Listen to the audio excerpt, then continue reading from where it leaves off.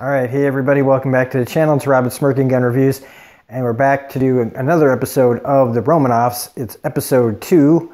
It is called The Royal We, and full of spoilers here if you have not seen the episode. So, I just want to bring up again the first episode, the great performances that were in that. I didn't really say as much as I wanted to about that. Aaron Eckhart and Inez Melba and Margaret Keller or Martha Keller, just fantastic in that. Another thing about this is that this is definitely going to be a show that has like different storylines. Like I said, this is kind of a not really anthology. There's nothing really. I mean, you can tell there's going to be some interconnections, but definitely different stories every single week. And this one, we're dealing with Corey Stoll, who's a really great actor. First season of House of Cards is just a tragic, tragic story for this character, or this actor. Carrie Bichet. Okay, if you have not seen *Halt and Catch Fire*, which she was in all 4 seasons of that, if you have not seen that, slap yourself in the face really hard, turn on Netflix and watch it right now. She's really great on that. This episode also has Noah Wiley from ER in it, and a cameo from John Slattery from Mad Men. This story is, he is a Romanoff, and I guess we're just kind of throwing out the window the fact that maybe these people aren't, you know, we're just kind of saying that they are. Maybe in a future episodes we'll start debating whether or not people actually are, but his background is the Romanoffs. She's married into it, and that kind of factors into her storyline going forward. Now they're in a rut. They're in therapy. He's not happy. She is happy. She doesn't understand why he isn't. He doesn't seem to enjoy anything. He doesn't want to do anything with her. He's just kind of a black hole, really.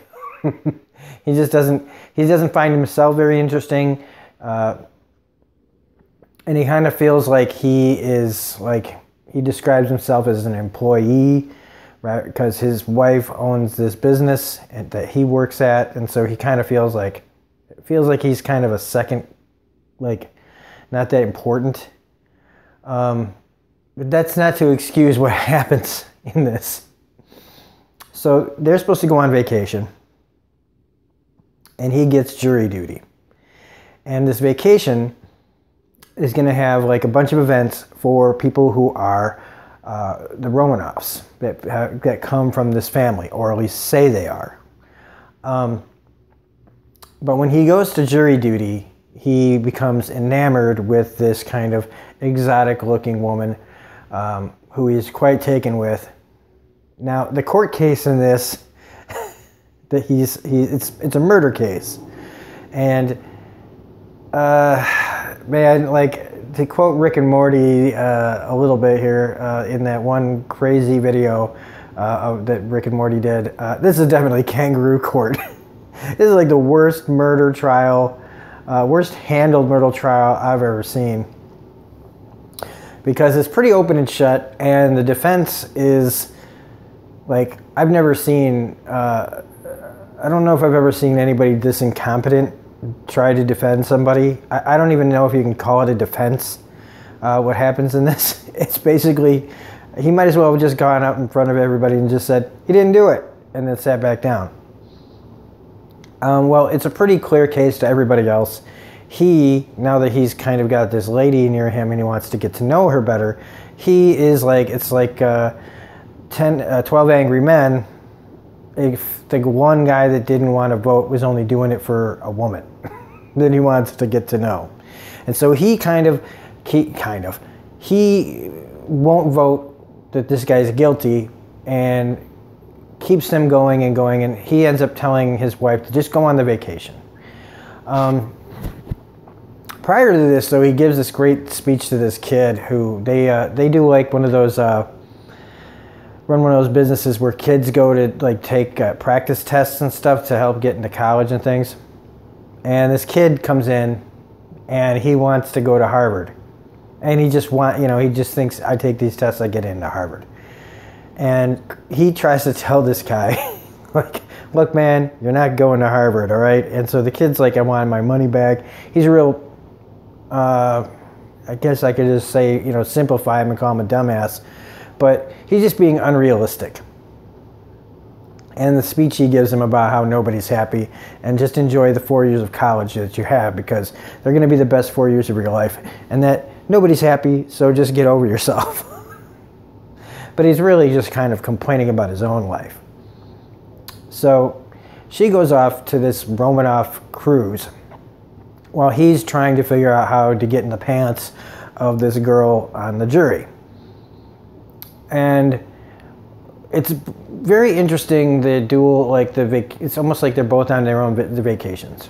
So his vacation is just not being around her, even though she is a perfectly pleasant person, not overly anything. She is a beautiful, smart woman who has her own business. And there's really, I can't find any reason for this guy not to be wanting to be married to her and be happy with her. It feels like one of those grass is always greener situations. So he ends up manipulating this girl in the jury to pretend like, hey, we're going to go to the crime scene. We're going to try to, dig up some dirt, find the real truth that we're not, we don't know. And he just kind of fabricates everything to get her alone. And, they go to the bar that the criminal had gone to, and they get drinks, and it becomes clear to, for her that she just kind of wants to have a fling. She's kind of like, where her husband's not there, his wife is not there. You can tell that this is kind of something she's done before. And so she's into it. And she, they kind of, she and him end up hooking up. And on the cruise, she's being introduced to this crazy, this very, I think it's crazy, this very bizarre subculture of these Romanoff people. And they're mostly consisting of elderly people that claim to be related to these people. Whether or not they actually are, or if this is just something that makes them feel validated or important, probably a little bit of both. And here's where she meets Noah Wile's character, where his wife is a Romanoff. And she didn't make it either. So both of them are going stag. And it's kind of on this cruise, they kind of make a connection as well, except while they do get, they kiss and they feel this kind of connection, they don't take it any further. I think maybe she would have if he hadn't pulled back, but there was always this hesitation between both of them, even though they really wanted to give in to temptation. Real quick though, the dinner that they're at for this Romanoffs, there's this thing that they do. There's a performance done by little people reenacting the Romanoff royal family that would have fit just perfectly back on, in Game of Thrones. And I guess this is something that actually happened back in the old days.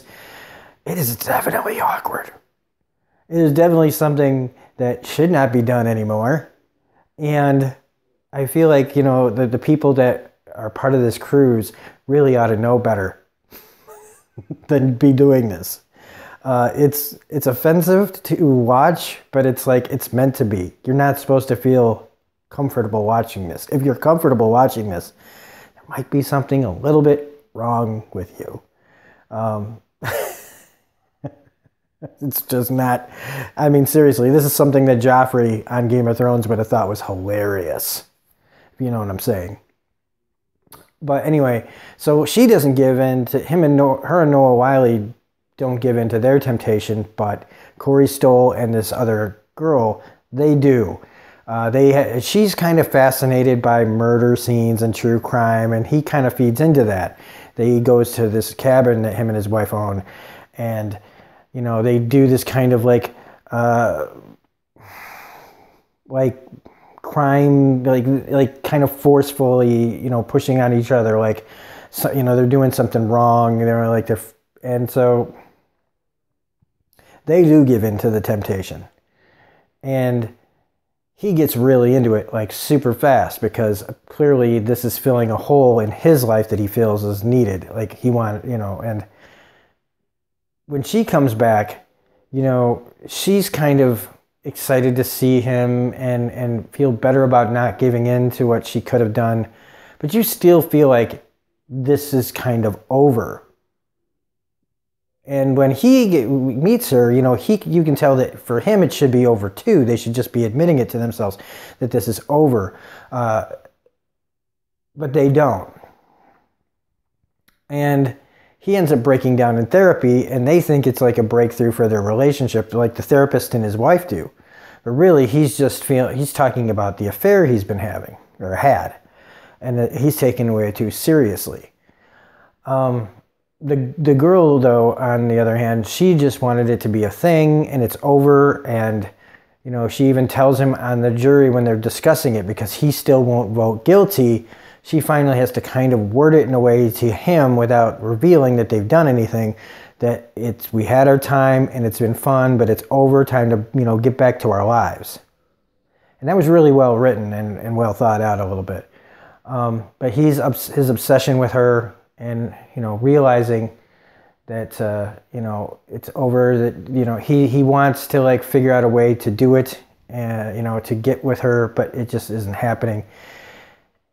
In the conversation that him and her had about how would you kill somebody, it's kind of leading somewhere. It's definitely foreshadowing. So he decides that he's going to kill her and make it look like an accident.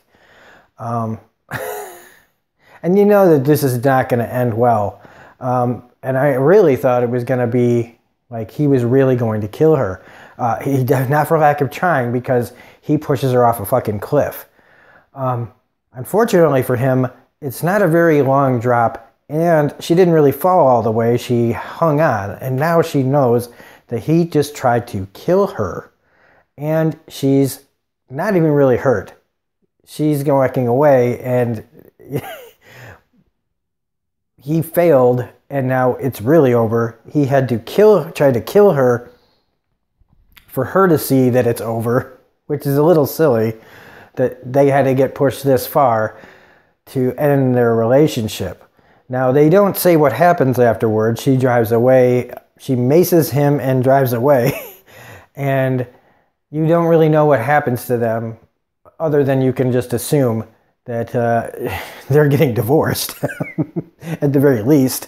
He could be going to jail for attempted murder, but they don't give you those answers. You don't really need those answers. It very feels like a kind of a low, like inspired a little bit by like a Coen Brothers type movie, without the humor. The writing is really good, but the story is a little bit of like I don't know. It's not of the two episodes, the first one's better than this. The acting and the writing is really good, but the story is kind of like, we've seen this before in a lot of things. It's the performances and the writing that do elevate this kind of unoriginal material. And some of the stuff that happens on the cruise ship is really good. I like the way that it ends with her, like she's shaking and smoking and she's listening to Cake's version of I Will Survive. And, you start to see that, she's feeling better, but I mean, and that it's over and she's free of this person that was not, kind of just a miserable anchor around her neck. Other than that, it's, I don't know, it's different.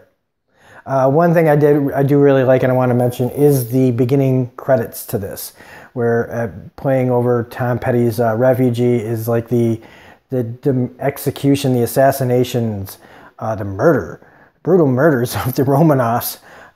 It's done in a really different kind. It's done in a way that's not totally like gory or anything, but I don't know. It's just very original and very well done. So I just want to mention that as well.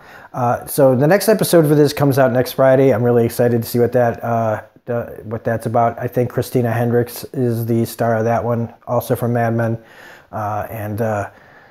Yeah, that's about it. So this one was kind of hard for me to review. That's why I kind of explained a lot of it, because it didn't really seem like there was a overall just a plot of a guy who's not happy, who ends up trying to kill his wife to get with another lady that doesn't really want him. So that's about it. So anyway, if you liked this video, please hit the like button, comment, share, subscribe, all that jazz. Otherwise, we will see you tomorrow. We've got Walking Dead live after the episode airs. We've got more Man in the High Castle we got to finish up. And I'm going to start doing Pushing Daisies. It's a show that hasn't been out in a while, and I haven't watched it in forever. And it was really, really well done. It's from the guy who does Hannibal. So we're going to try to do some of those episodes, see how that works out. So anyway, this is Rob, Smirking Interview, saying we'll see you later. Bye.